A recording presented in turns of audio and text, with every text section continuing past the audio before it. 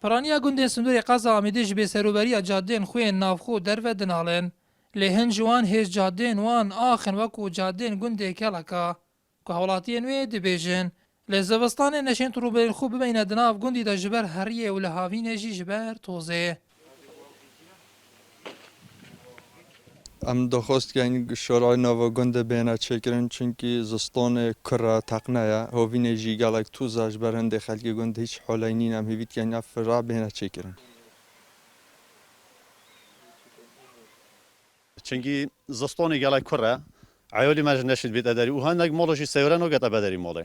حتی دنیا هشگ نبید و هاوین جی توزه هر مچ حال نین. اجام دخواستش حکومت و هریمید که کوم چورکش وان جادی نو گنده بکرد و چون جاریش ما دخوازی کردی باز دخوازی ما چه پیواناتیه.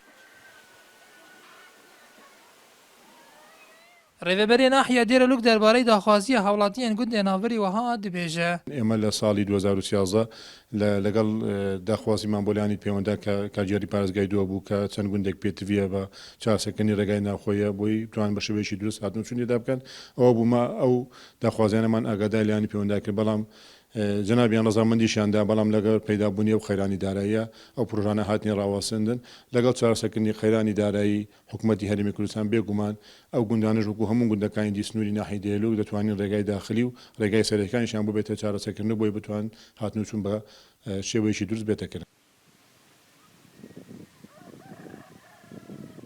Gundê Keleka dikevîte Sundurê Nahiya Dêrelûk ji layê başûrî ve û yek ji wan gundên berfireh li Sundurê wê nahiyê.